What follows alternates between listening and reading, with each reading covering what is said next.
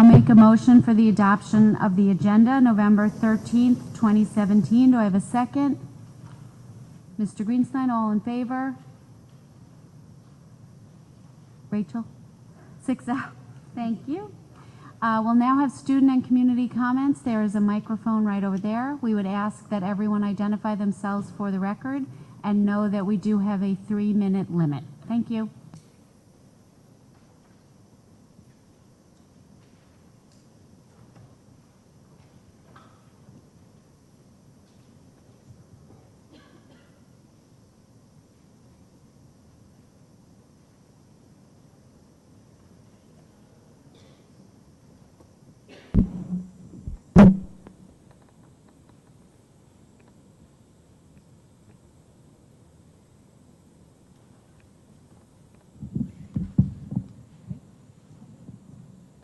Good evening. My name is Adrienne Sauer. I'm a parent of 6th and 9th grade girls.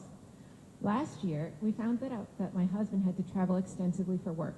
We were faced with a life choice of keeping our kids in school at Bailey and Weber or pulling them out so that we could stay together as a family.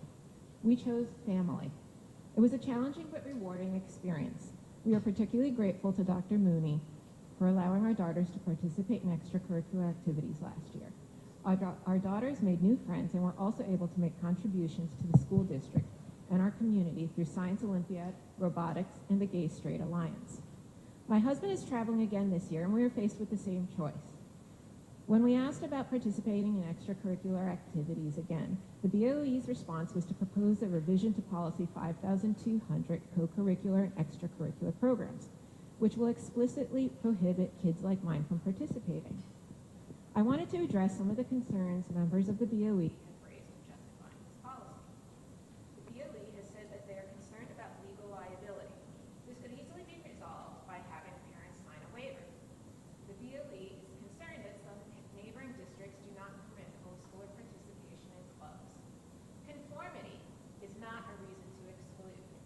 We encourage our students not to succumb to peer pressure. Shouldn't our leadership follow its own advice? Some members of the BOE have said that homeschoolers are not qualified students of the district. I would counter that as the BOE, you are the ones who have the power to define who are students in the district. I would also like to remind the Board of Education that we have to file an annual instructional plan and quarterly updates that are subject to district oversight. It has also been suggested that homeschooling is somehow the same as private school. Let me assure you that it is not. As a homeschool family, there is no classroom. There are no teachers. Nobody is paying us tuition. We do not receive any financial assistance. It is up to us as parents to do the best we can to educate our children. One of the things we try to do is give our kids a sense of community, which again, Dr. Mooney so graciously allowed us to do through clubs last year. The BOE is also concerned that homeschool students will take high-ranking positions in clubs like the Gay Straight Alliance where you enroll students. As the BOE, you could simply provide guidance on the qualifications for those roles. Or you could trust our dedicated teachers to do what's in the best interest of the club and its student members. While I obviously would like our children to be eligible for clubs within the district, I'm here because I see a deeper issue. I see our elected representatives about to make a choice. 15 seconds. This is not who we are as a community. Port Washington is better than that. I ask you to vote no on the proposed policy 5200. Thank you.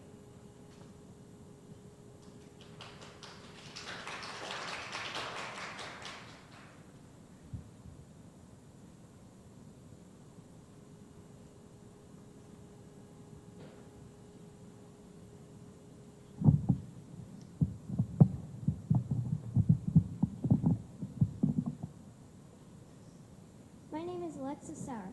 I'm an 8th grade homeschooler. I'm a 6th grade homeschooler here in Port Washington. Last year, Dr. Mooney was kind enough to give us permission to participate in clubs. As a 5th grader, I really enjoyed being part of the robotics club with Mrs. Zay. I met other kids interested in robotics and worked hard at helping the team prepare and compete at competitions.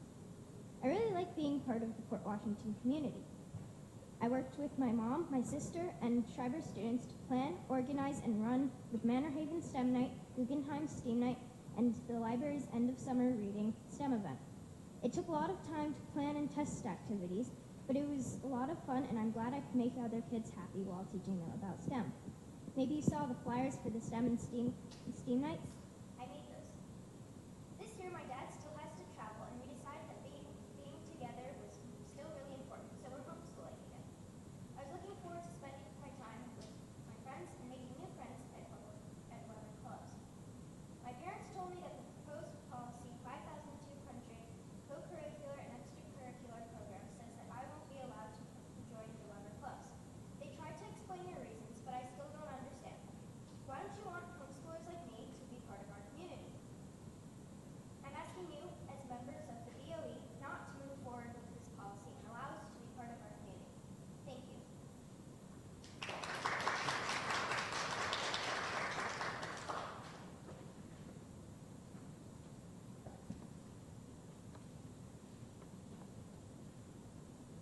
Hi, my name is Erica Sauer, and I'm a 9th grade homeschooler in Fort Washington. As you heard, Dr. Mooney was so kind in granting us permission to participate in clubs last year. I participated in the Gay Straight Alliance in GSA, Robotics, and Science Olympiad. I'm grateful to Dr. Stein and Ms. Gover at GSA, Ms. Say in Robotics, Ms. Lindsay and Mr. Van Kuren at Science Olympiad for welcoming my continued participation and helping me grow as a person. At Science Olympiad, our team had a wonderful camaraderie where, in addition to preparing for my events, I had the opportunity to mentor younger teammates and help them prepare for their events. At the end of the year, I was given an award that only one 8th grade student receives. And that was one of your reasons for excluding us, right? You don't want us taking away valuable titles from public school students. But this award wouldn't go on my college applications. This club and most of the others I want to participate in don't even have presidents, so how would I be taking something away from one of my peers? I was given that award by the teachers overseeing the team. Don't you trust your staff members to make the right decisions? Through GSA, I continue to learn more about the difficulties and challenges LGBTQ community faces. It inspired me to write to politicians to advocate for LGBTQ and women's rights. I've written to numerous politicians, including Assemblyman Tony DeUrso, State Senator Elaine Phillips, Congressman Tom Suozzi, and even Speaker of the House Paul Ryan. It's about educating people and helping others who are at a disadvantage in our society. I've learned it's about being inclusive. It is not about what those kids do. It's about what the rest of us do to give everyone the opportunity to express themselves. I understand that change is difficult, and I understand that there are always reasons to say no. That it's easier to say no. Saying yes is hard. It takes work, and it takes courage. In the end, this is not about my sister and me. We are lucky. We have parents who support us. We have resources. We have resilience. If you choose to close this door on us, we will find another one. This is about those kids who aren't as fortunate and don't have a voice. The kids that have no one to speak for them or are not comfortable speaking up. Lin-Manuel Miranda's Hamilton asks, if you stand for nothing, Bert, what will you fall for? I choose to stand for inclusion. As you consider your policy tonight, I will leave you with a question. What if this choice affected your family? What if this was your child standing here, looking for a way to be part of this community? I know what I would do. I would give your child an opportunity. I would strike down the proposed policy 5,200 co-curricular and extracurricular programs. But I am not on the Board of Education. I don't get a vote. The question is, what will you do? Include or exclude? Now it is your turn to tell us what you stand for. The community is watching. Thank you.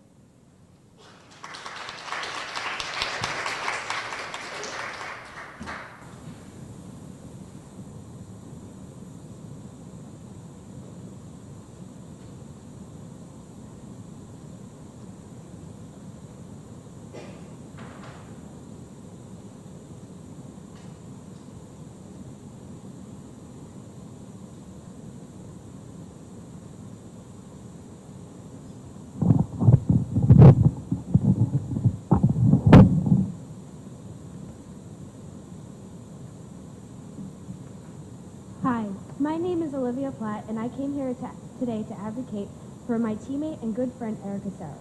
I have been on the Science Olympiad team for the past 2 years, and over the years, I have watched Erica contribute a great deal to the team, including spirit and talent. I have been saddened to find out that she was recently denied a spot on the team because she is homeschooled.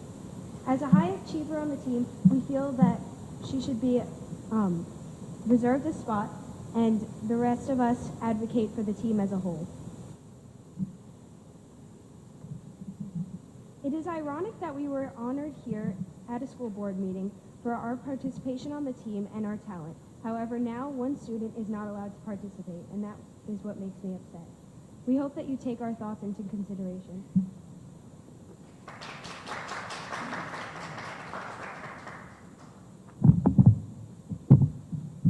Hi, I'm Diana Benedicto Jimenez, and I would like to take this 3 minutes to address something on behalf of the Science Olympiad team, homeschoolers living in our community, and on behalf of my teammate Erica. I believe as a community, we should exhibit exclusiveness, especially in our educational system. It is essential to remember that there is always room for one more. To allow those homeschooled children living in our community to participate in school extracurricular activities and clubs will do such that. And one day, when we all become future leaders of the world, we will not be thinking about whether you were in public school or whether you were homeschooled or whether you were private schooled. We will all be working together to better our world as one.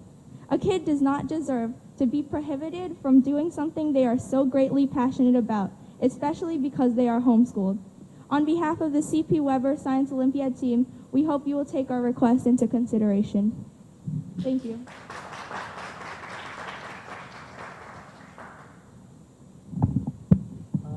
I'm Matthew Pierre-Louis, and I'm here to advocate for Erica Sauer. And I think that because she's been a good member of our team for a long period of time, which is 2 years. I've also been on the team while she was on the team for 2 years. And I've seen her really contribute a lot to this team. And without her, we've really been not able to function as well as we have. And she's really connected us. She's allowed us to move more smoothly. And also, she has the ability that many other students have as well, but she's able to contribute a large amount of effort, and she's always very passionate about what she does. And I heard that because she was denied a spot, it was because a public school student would be denied that spot, correct? So if she has the qualifications that a public schooler may not have, and they're denied a spot for that, I think that it's not right. And Erica should be allowed to contribute to all of the teams, and yeah.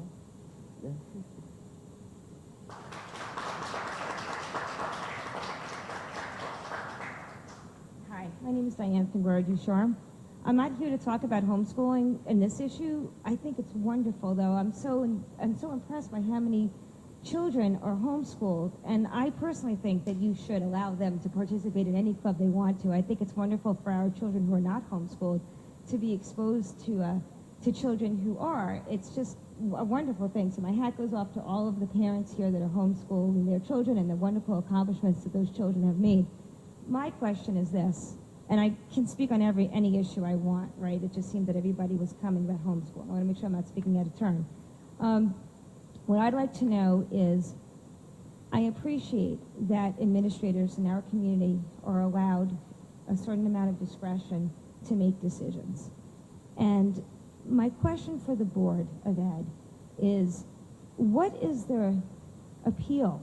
What is the process for parents if there is a majority of parents that disagree with the discretionary decision made by an administrator? Where do we go? Because I feel very disenfranchised. I've been told that I can't go to Dr. Mooney because she will not get involved with something that's discretionary of a principal. But there's no appeal process. And let's just think of an example. Let's say Mr. Shields decides that the girls lacrosse team is doing so well this year. I want them to go to states, so on Sundays they're going to have practices. And a majority of parents feel like Sundays, whatever reason they have, these kids shouldn't be practicing on a Sunday. And a majority, I'm not talking about 10 parents who don't agree with it. I'm talking about over 50% of parents don't agree. What do we do to appeal that discretionary decision? So I don't think that there's a policy in place. And I think it's something I would love the Board of Ed to think about and to consider, because many parents in this community feel very disenfranchised. about decisions that are made on a discretionary basis that we have nowhere and no one to turn to if a majority of parents believe that that decision should be overturned. Thank you.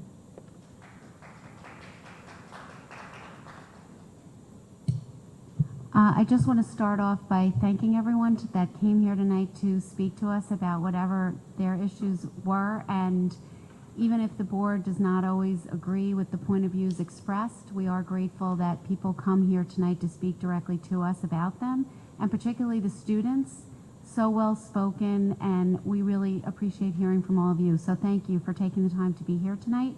We will be discussing the policy that some parents and students addressed later on in the agenda, and I wanted to just get to a few other things. First of all, I think most of the community members know, I hope you do, that we had an unfortunate incident in the high school in the past weeks. We had a swastika drawn in the high school boys' bathroom, and it was reported by a student. It was addressed immediately, and I just want to commend our students for bringing it to our attention, our staff for the way they handled all the communications, and our administrators, the community at large, and the students had assemblies. I wasn't able to be there, but I've been told that all of our students were just nothing less than remarkable. And so while we regret that there was a student involved in drawing the swastika and the commentary that was racist around the swastika, we have so many more children here that are just so outstanding and really just examples of exactly what we want to be raising in our society, that I choose to look at that, and I hope all of you will too.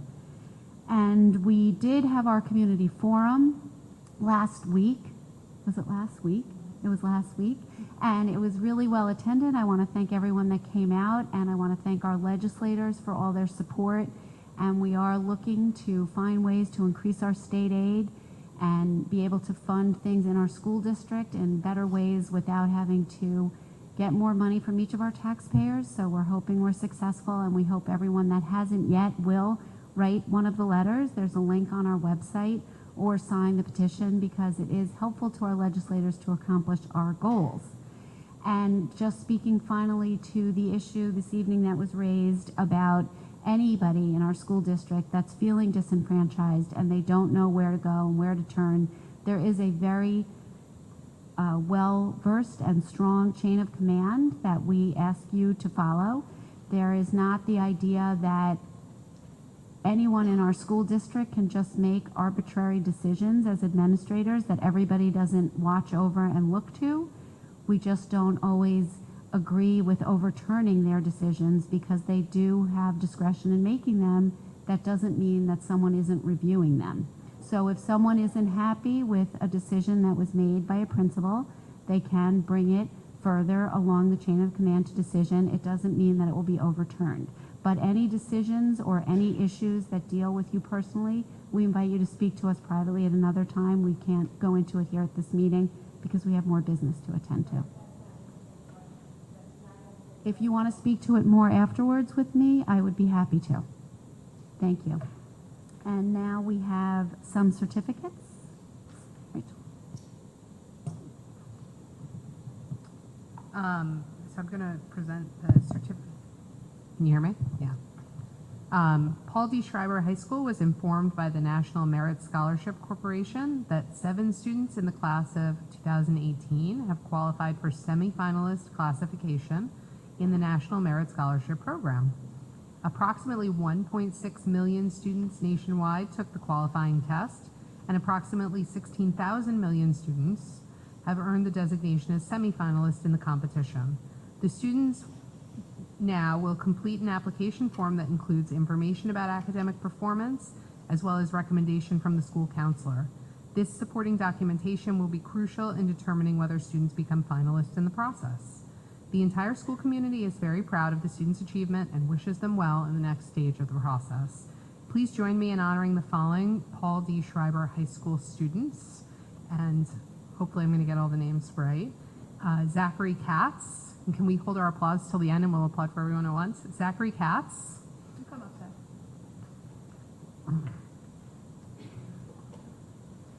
Julia Kim, Hayato Kobayashi Aski, Jamie Littman, Rebecca Muratori, Julia Ruskin, and Run Shi.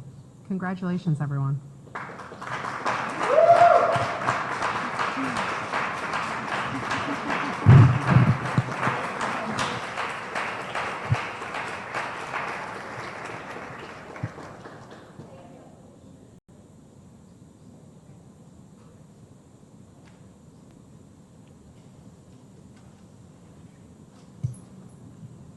Dr. Mooney, if you would like to do the report. I also just wanted to offer my congratulations again to our students.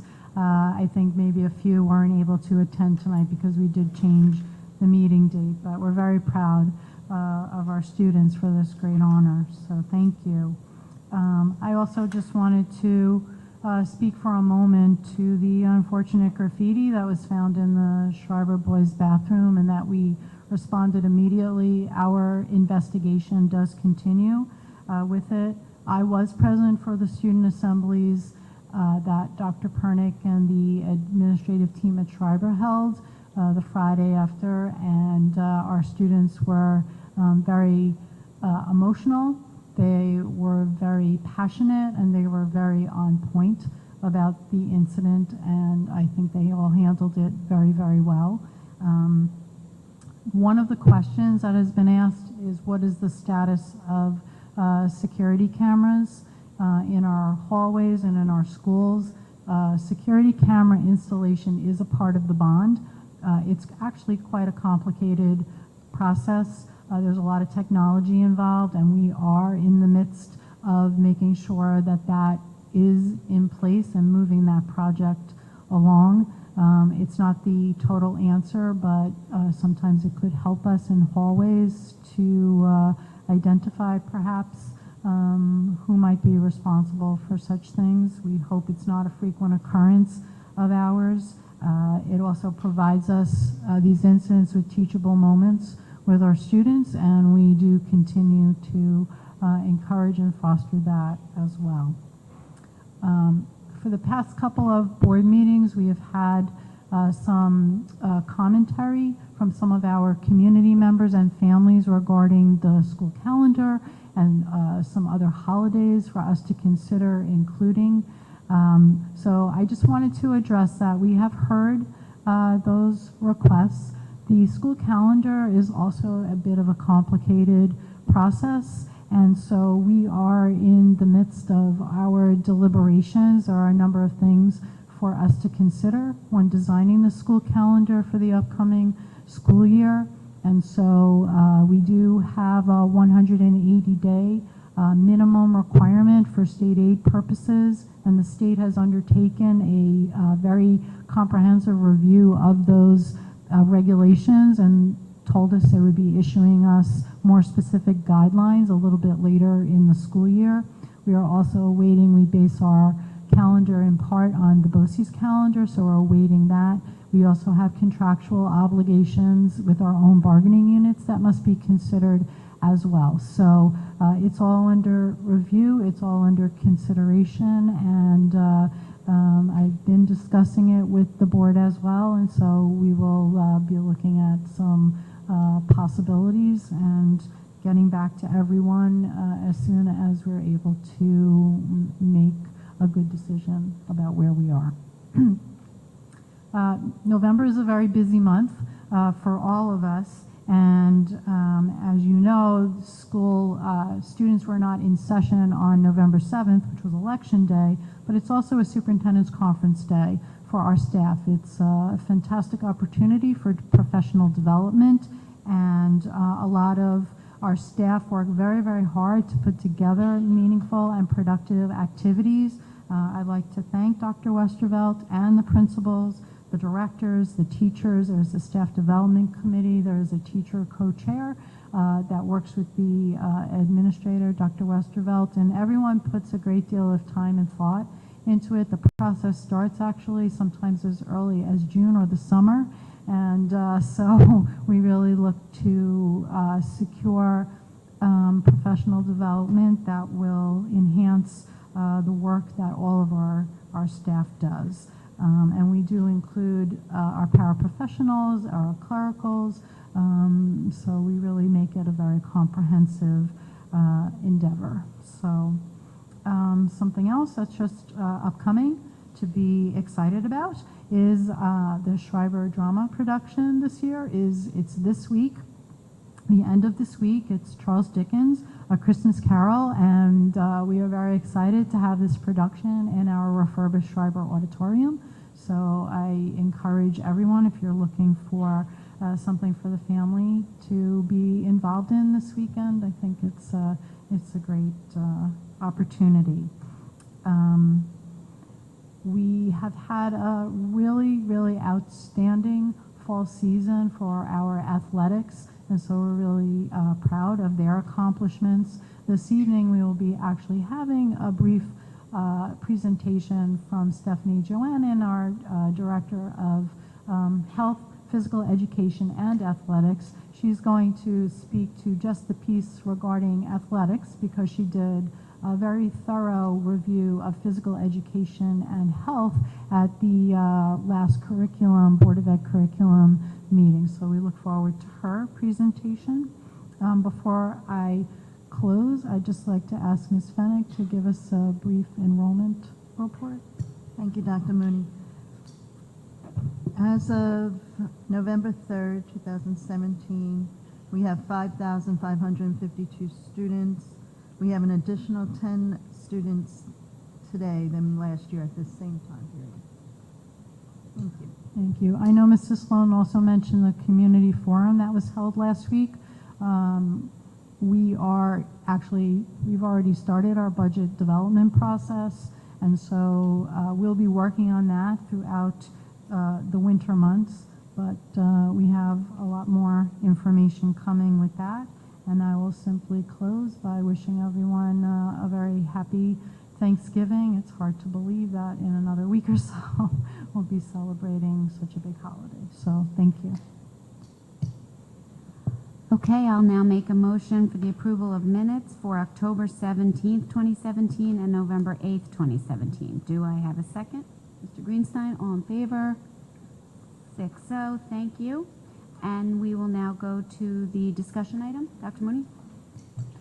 So as I just mentioned, I'm very pleased to have our Director of Athletics, Physical Education, and Health give us just a short presentation really on our athletics, focusing on our athletics. So I will turn it over to Ms. Joanna. Thank you.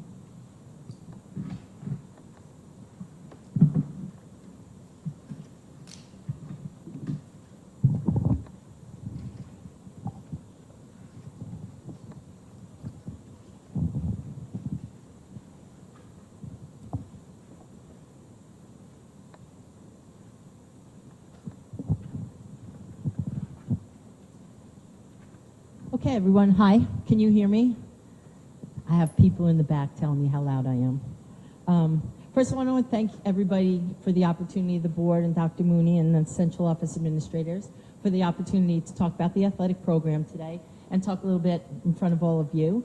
To understand Port Athletics, you need to understand a little bit about athletics in general, maybe in the country. So I'm just going to work from top to bottom, and we're at the top. Athletics, we know in this country, high school athletics are in every school, or just about every school. And there's an organization that oversees all of that. It's the National Federation of High School Sports. You might see that on some of the balls that you play with in different sports, NFHS, that's what it is. Meaning that they set standards for playing games, they oversee the rules, they oversee safety, and they are student-athlete advocacies. Then in this entire country, there are 50 states. So each state mandates and holds their own organization and for sports and athletics. So we follow in sports the state education department. And there are commissioner's regulations, 135.4 if you're not busy tonight. That's the one that speaks to athletics. Everything with athletics is in there, and it really is just really an overview with far more in-depth of what it is. It's eligibility, it's safety and well-being of the athletes. Again, student advocacy, and the expectation is that every school district abides by those commissioners' regs. So if you take out the athletics piece, somebody needs to oversee athletics in the public schools, and that's the New York State Public High School Athletic Association. There are 4 associations in New York State that govern athletics. They call it NISPA, so I'm going to say NISPA about 3 times. The NISPA is public schools, so any public school works under this organization. There's also independent schools.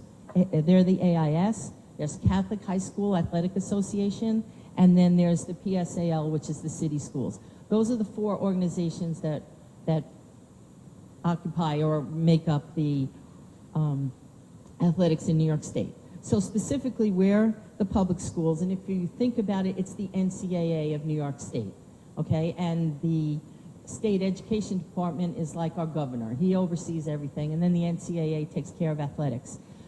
With that, what they do is the NISPA, they enforce the commissioner's regulations. They have a book that's about 300 pages long that we all need to understand, not you, the athletic administrators. They govern the sports season, sanctioning, eligibility, transfers. They put together the state championships, officials, budgets, student-athlete advocacy, policies, when concussion management, sportsmanship, rules and rules changes, high school and modified sports. Now, NISPA divides the state into 11 sections, okay, and 4 regions, north, south, east, and west. The 11 sections is where we come in. We are Section 8. Don't ask me how we're Section 8. Suffolk County is Section 11, and we make up 1 region along with Section 1 and 9, which is the Westchester area. So of the 11 sections, we are Nassau County Athletics.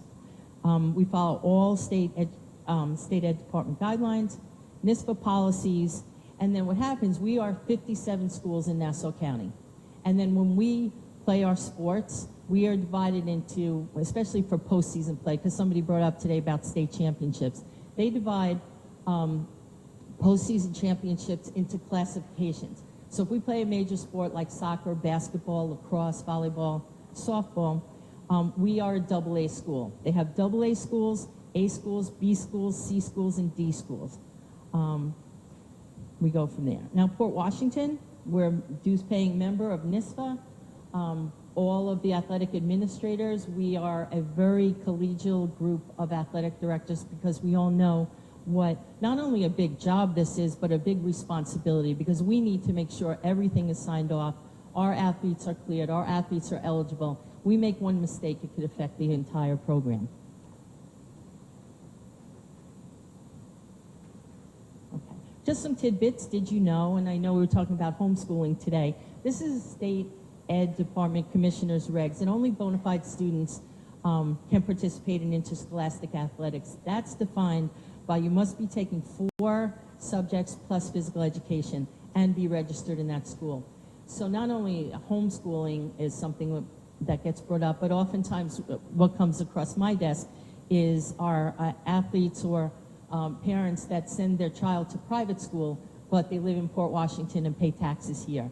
It's not there is no discretion here. It's a state education rule and commissioner regs. So if you live in town, you go to another school, you can't participate in sports in Port Washington.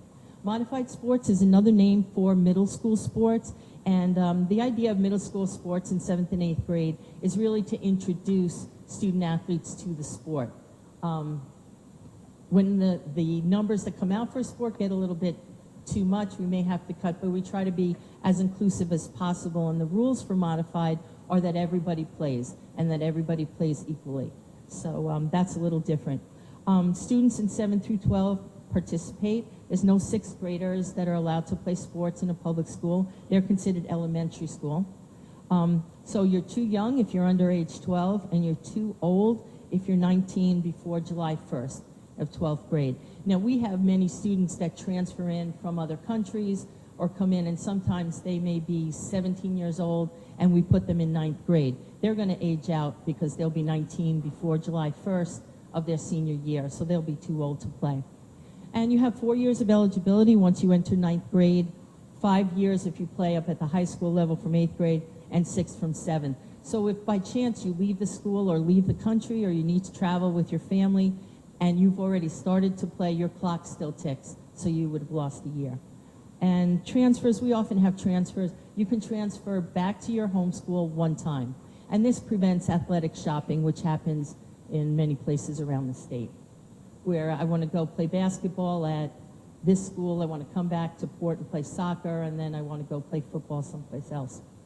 Now, at the community forum, I was inspired because we compare ourselves a lot when we're talking about budget to North Shore schools.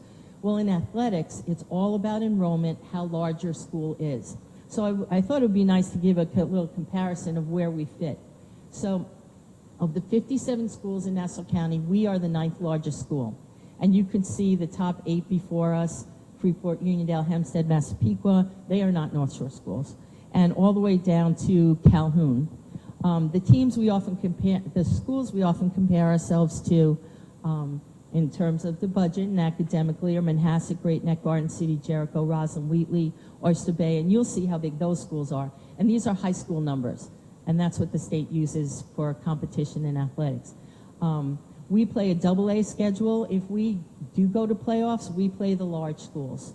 And you can see those are the schools that we would play on this side and where the other schools fit. So sometimes, you know, I think it's very important as this whole presentation, you know, when you look at it in total, it's really how our teams do in our school, maybe from year to year, and then we can compare ourselves to like numbers and then like numbers in the state.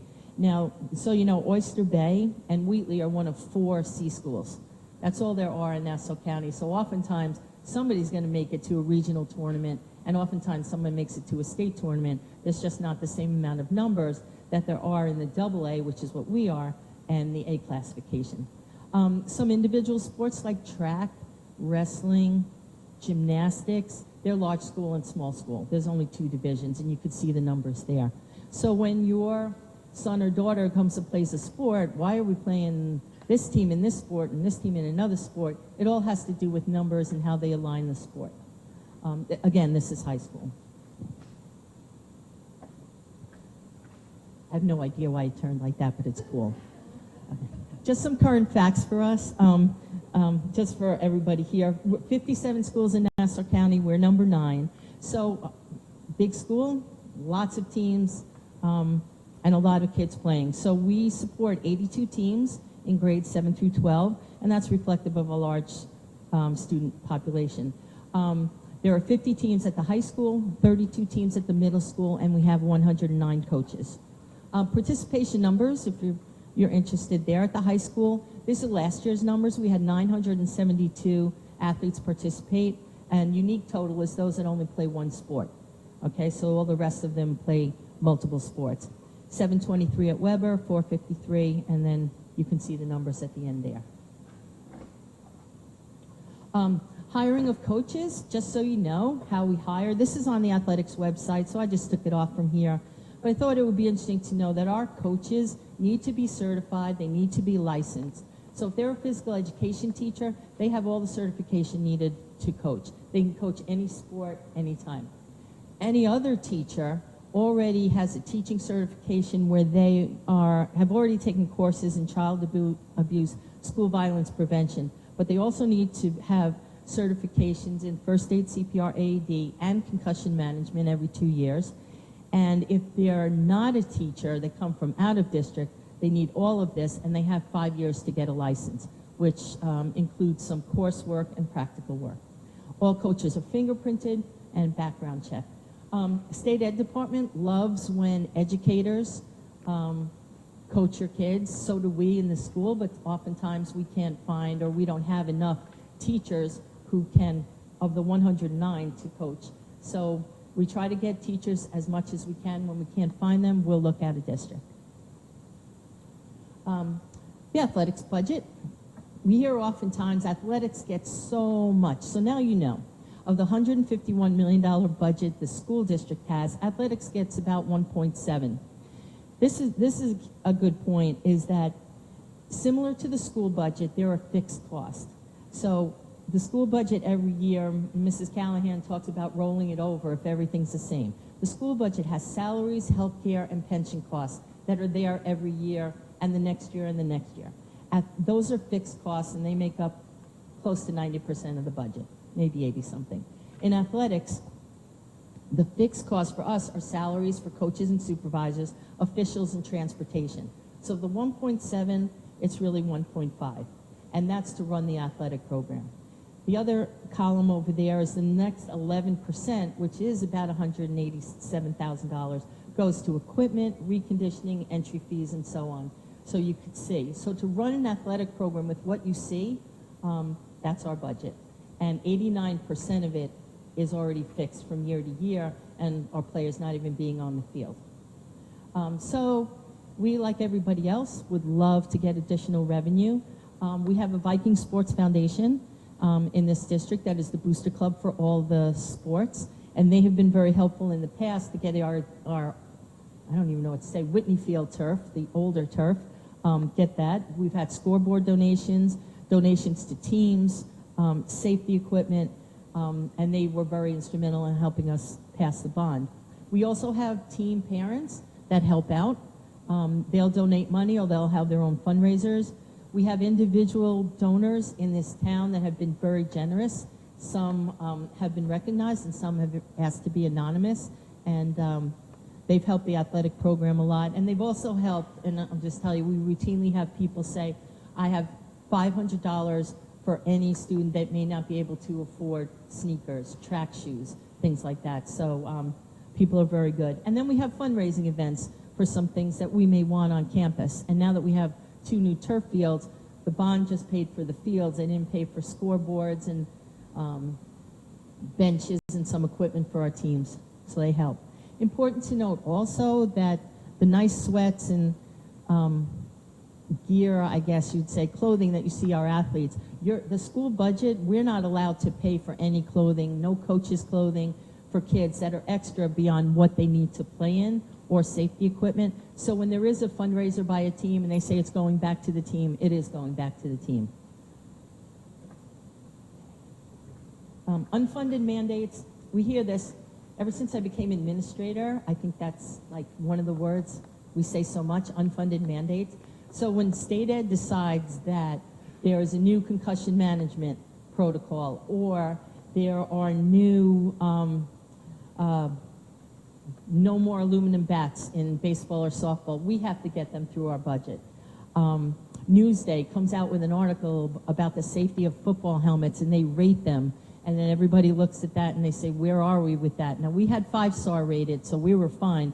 But schools like Hewlett and Oyster Bay, if you saw it like a week later, they were paying $80,000 and $125,000 to outfit their football teams with helmets. So there are some things that happen with us in athletics that, you know, it's usually not $80,000, it may be a couple of $1,000s, but, you know, that adds up when you're really down to the penny.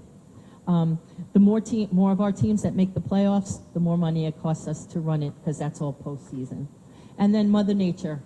You know, things happen, we have to clean up, you never know. So that adds to it. Talk about field use. We don't have a lot of property on our campus, but this is what we use for our sports. We use every piece of real estate on Schreiber. We use Weber's front field. We use Daly, Guggenheim, and Sousa fields for high school and middle school sports. We don't use Manhaven or Salem. It's just not big enough for a middle school or high school sports team, so we find someplace else to go.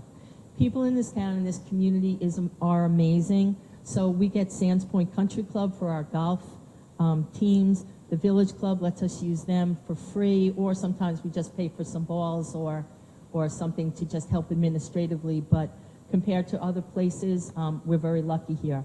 Our bowling team goes to Harold Lanes. Our swim team, that is outstanding, does not swim on campus because we don't have a pool. So we go to Manhasset Bay Yacht Club, and they charge us minimal to use their pool in the fall when it's heated. But then when it gets cold, we go to Great Neck North Middle School and Jericho High School, and we rent space from them. We also use Lions Field, PAL Field, Sands Point, and the Port Washington Tennis Academy is amazing to us.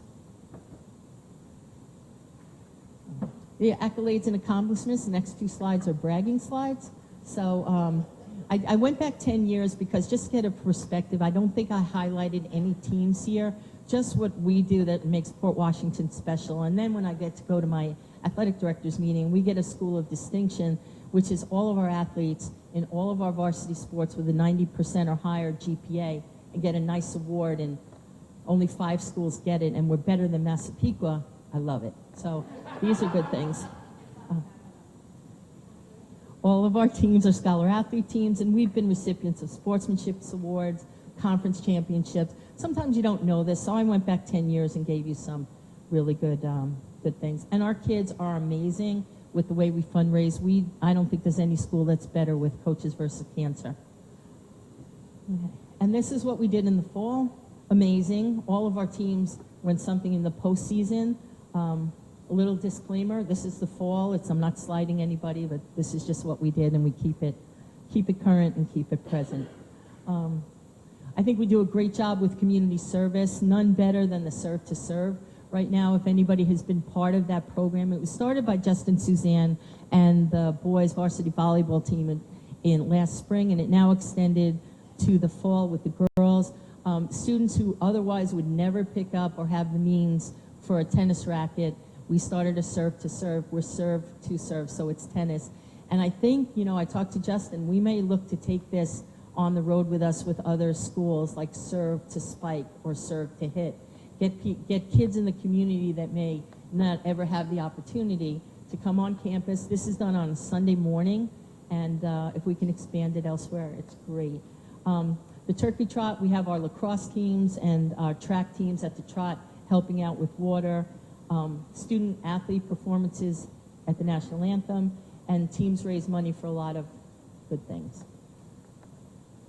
And this is our Serve to Serve. I took this picture last year in the fall. All the kids in the shirts were the ones, I think there were 60, and the kids in the back were the tennis team, boys and girls that work with them. These are the 7 swimmers that are going up to the state tournament next weekend. This is the very shy tennis team that won the Long Island Championship.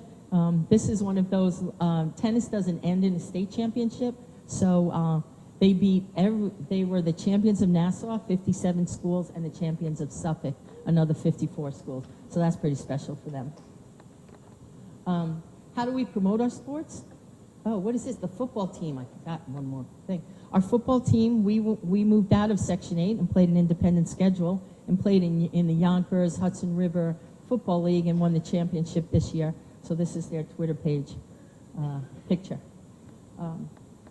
And last week we had our National Letter of Intent signing. This is the signing period for Division I or II athletes that sign early, and we had 3 athletes this year.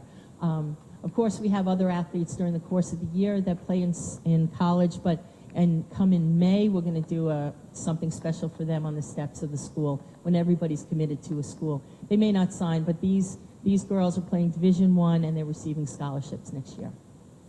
How do we promote our program? Follow me on Twitter, or just follow Twitter, or not follow Twitter. But that's one way. I think there are other directors in the room that tweet from there, like Creative Arts and the principals, Mr. Shields, and some of the principals from the elementary. If I'm at a game or something's happened, you'll see. I can't read the other things, so I'll just have you read it. And oh, there we go. Schreiber and Weber websites. We do have a website. I update it all the time. Take a look at it because it gives good information. If you need a schedule, at least at the high school, the schedule is online. We don't put it on the website because it changes every day. And so we have a link that you can get it to your phone, and any changes that we make in your sport or anybody's sport, you can get it. And then we have the local papers, principals' newsletters, and News 12 has been very good to us. Yeah, I already talked, so you could read that. Okay. But I think, just to realize that we're a very big school. We have a very big program. A lot of student athletes participate, and I think, everybody's in the room here that you see the good in it. And that's it.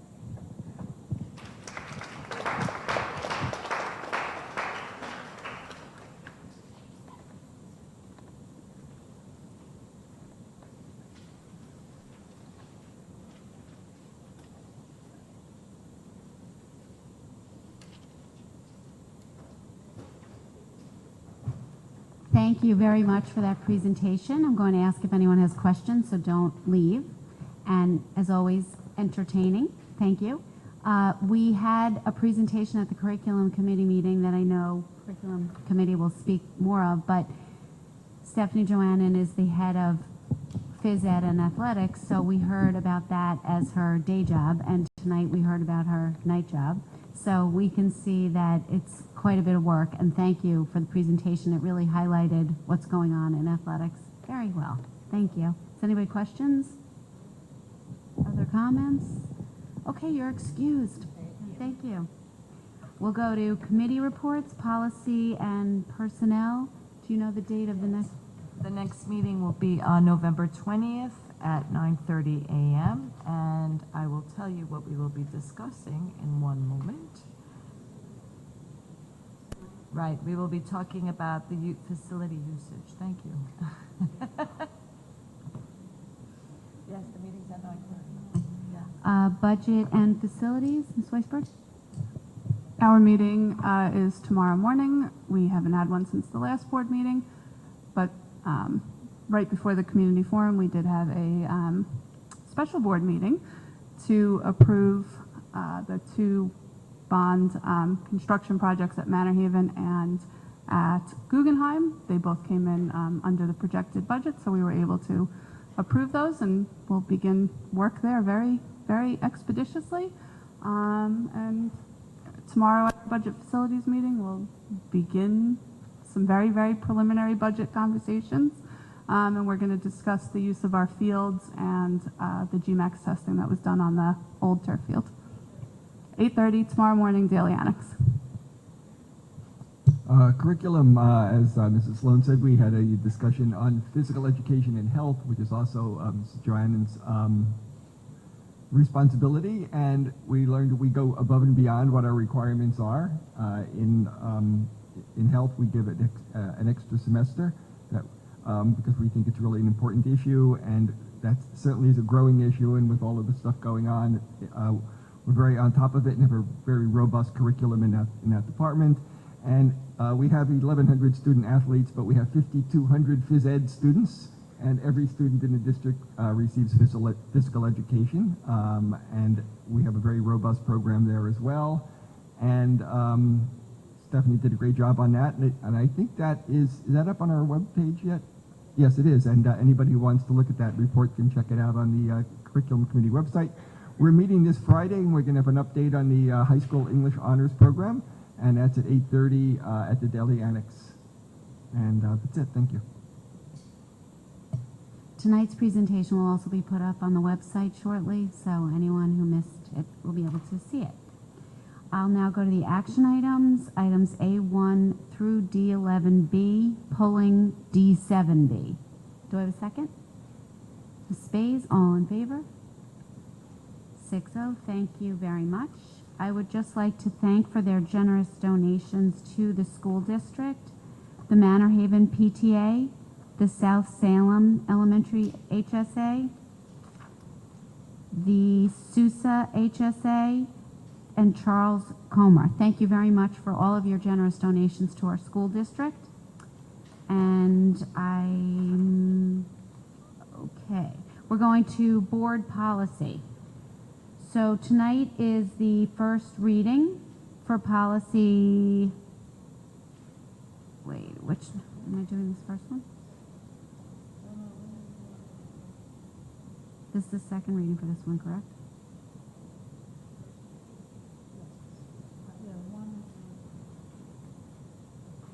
One is the approval of this. Right, so number one, I'm calling to question. All in favor of that? Are you in favor of the first one, first policy? That one is the number 10316, the general purchasing agent. Okay, 6-0, thank you. And now for the policies for adoption 2A also, 6800 accounting of fixed assets. Do I have a second? Ms. Weisberg, all in favor of this one? 6-0, thank you. These are for the first reading, and as we get to, there's one on collection for unpaid meals, and that is also policy 5200. I just want to give a little background on that for this evening. The chair of policy, Nora Johnson, couldn't be here tonight because she's sick, so I'm going to try to just give a little bit of background on that and speak to some of the comments that were made this evening. In our policy committee meetings, we had some very lengthy conversations, and they were very valuable and interesting, and a lot of questions were raised. And the points you brought up tonight, I'm glad that you did, because it's interesting to see when things are taken out of context, how they can appear to others. So we began the discussion. A lot of the points that were raised this evening were things we talked about, but they were things we talked about as questions that we needed answers to. And that's valuable. We have to do that when we're vetting out various policies. So we began with the question of, why don't we allow children in other schools to participate in athletics? And it is state law. We can't allow children in other schools to participate in our athletic programs. So why is that? What was that based on? Was it because athletics are competitive and children would then be taking a spot from a student that's in the school all day and be taking their spot? Is that what it was based on? It was not based on that. We did not base our decision on that. It was a question we asked. We found out that that was not why. We were then, interestingly to me personally, I can say, and I think to the rest of, or a lot of the rest of the committee, this was based on the fact that students who are not in our school all day are not considered by law bona fide students, as you saw just now in the athletic presentation, and then that they go out and represent our school in competition doesn't seem to jive with what state education feels is the point of our public school education. And it resonated with a lot of us because, for many reasons, one of which raised the liability issue. We have in the past, unfortunately, had issues arise when students are representing our schools in other schools or other places, and sometimes even other countries, and they are in competitions and they represent our schools in a way that is not seemly and is not good for any of us. And we have recourse because they are students in our school, and we can take action and we can set an example so that other students know then in the future not to do so. The question of liability was raised, interestingly, by other community members that were at our committee meetings and wondered if these students are not considered bona fide students in our school, if they are not attending our school buildings for school every day, is there any liability issue? We were told mixed findings with that, and perhaps ultimately we could have waivers signed, but it was of concern to us. Again, I don't think that is the reason, and everyone can speak for themselves if they choose. I don't believe that was the reason that we found, the majority of the committee found, that they didn't think the children that are not attending our school every day should be participating in competition of extracurricular activities. We felt that in also looking into the policies of other districts and in competitions that we participate in that do not allow students who are not bona fide students in our school district to participate in these competitions. We did not know that last year. This very well could have happened in competitions that children that are being homeschooled participated in, and then all of the children would have been disqualified. So we looked into this to make sure we understand exactly what's expected of us in the rules of all these competitions. In finding all of this, we believe that the students that were not in the school all day participating and representing our schools outside of the school district was something that we did not feel comfortable with. And when we compared ourselves to other districts, you have to remember that with other aspects that we've looked into as a board, since I've been on the board, before I've been on the board, and I'm sure after I've been on the board, we compare ourselves to other districts and we go along with findings sometimes that seem to be the majority of other districts because we believe in all the research they have done as well, and we feel that there's reasons why most schools have done things certain ways, and the research doesn't just stop with saying all these other schools do it, so we're going to do it. For instance, when we looked into enrichment programs last year, or I believe it was the year before, and believed that perhaps all these other schools were disbanding their pull-out programs and their core groups for enrichment because the expenditure per pupil just seems so high, we found, to our surprise, that almost every other school is continuing to do that. So then perhaps we should go along with these findings, because why should we punish our students and not give them what all these other school districts are doing? And that was part of our finding in why we kept the enrichment program. So there's times where we look at that and we follow it. We tend to always do that. We can't pick and choose when we decide that all these other districts are doing it, so we're not going to do it, or all these other districts are doing it, we are going to do it. We tend to be pretty consistent with that. So when all of these communities are finding that they won't allow the students to participate in any extracurricular, it resonated with us. So I think I've covered the background.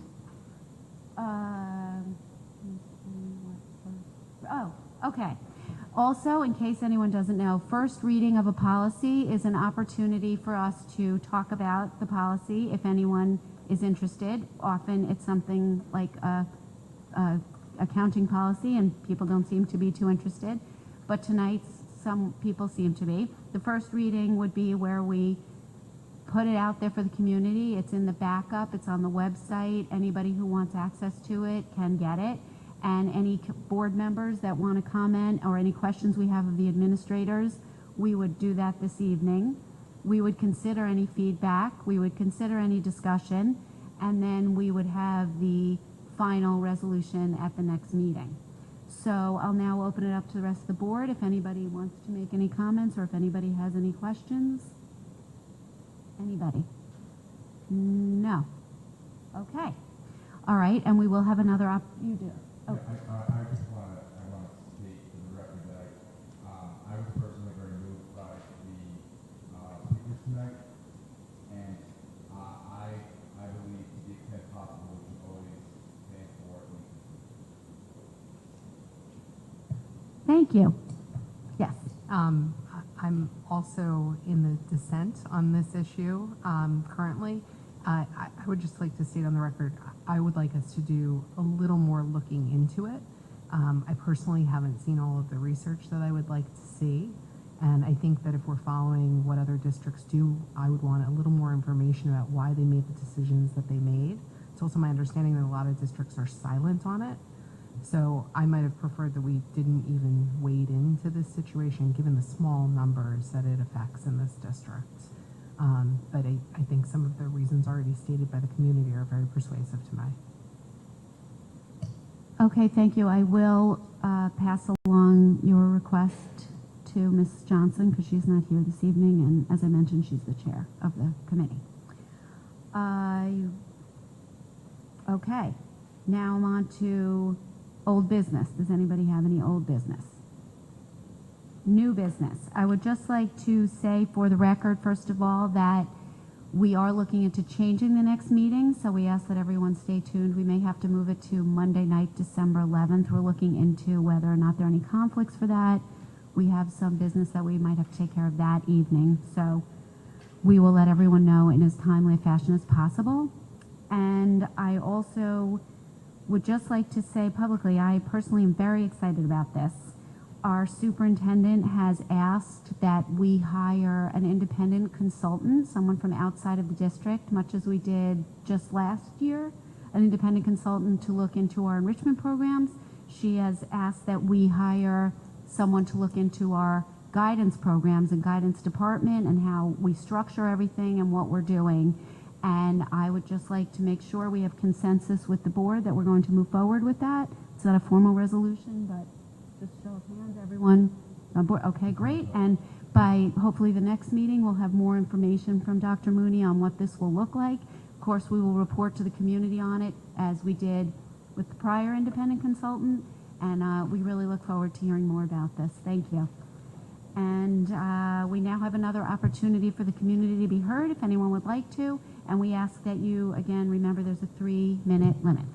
Thank you.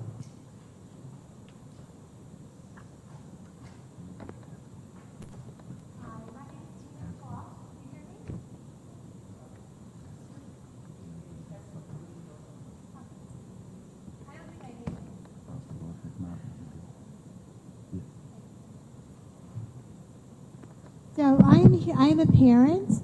I have a child in high school and a child in elementary school. I have been in this community for over 12 years, and I would like to talk about being disenfranchised. And it's not a question of a senior trip for Seuss Elementary School. It's a question of not having a voice and not being heard. My experience has been, if I have an issue let's say I have an issue with the teacher, I am told to address it with the teacher. And when I address it with the teacher, I'm really not getting anywhere, and the principal tells me, you have a problem, speak to the teacher. But that's the principal's responsibility in the school district. And it's the same for the superintendent. If I have an issue with this principal, I don't want to be told to go back to the principal. I want someone to listen to me and to hear me and to respect me. It's not a question of asking us to do more for the schools. It's a question of respecting the parents and respecting their voices. And I don't feel respected at all. I really don't. And I don't want to get into specifics because this is not the time and place, but I can sit down with you and give you many instances where my children were being hurt in the school and nothing was being done, and the principal told me, you know what, speak to the teacher. So that is the reason I am here. I am not here about a senior trip. It really doesn't matter at the end of the day. I'm here because as a parent, I want my voice to be heard, and I want to be respected as a human being and a parent. And I want to represent my child and advocate for my child and have the same due process that anybody else would have. And I don't feel like we have that in the school district. There's nowhere for a parent to go with a complaint. Every time I try to go somewhere, it gets pushed back to the person that I have an issue with.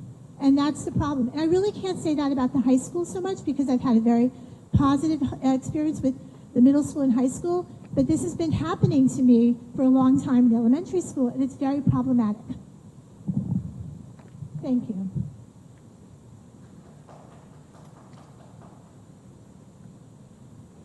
Good evening, Stacy Sager, Science Olympiad mom of Olivia Platt. Just a couple of things I want to just put on the record and make sure that we're all on the same page here. The kids work really, really hard in Science Olympiad. I mean, I know all kids work hard, but these kids really go that extra mile, and this is a bit of a time-sensitive issue for them because they are picking their events that they will be practicing and learning very hard over the next few months. And without a decision, at least in a rapid amount of time, these kids will really be struggling more than they should have to. And that, I feel, goes on to this board.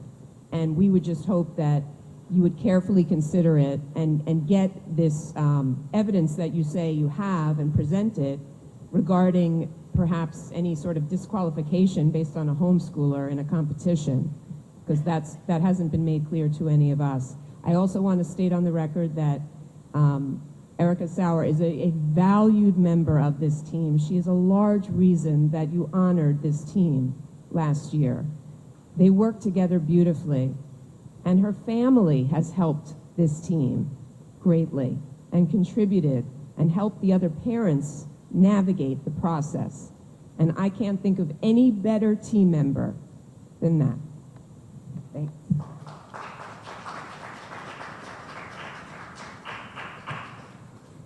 If there are no other comments at this time, we will close that out. I did neglect to talk about the legislative task force. I don't think we have any updates since the forum, correct?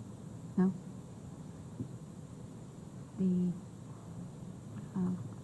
The corporate sponsor. Yeah, I just wanted to add, for legislative task force, if you have not signed the petition yet, at fortfly.com, please go to fortfly.com and sign the legislative task force petition. And our sponsorship task force continues to meet every couple of weeks. We have our next meeting this Wednesday morning at 8 a.m. And we are going to be reviewing particular opportunities in terms of categories and respective